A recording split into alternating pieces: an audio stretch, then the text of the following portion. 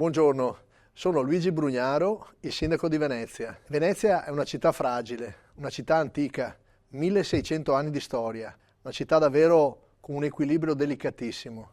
Abbiamo bisogno di proteggerla. Da quest'anno abbiamo istituito il contributo d'accesso in 29 giornate, che sono precisate anche nel sito dedicato del Comune di Venezia.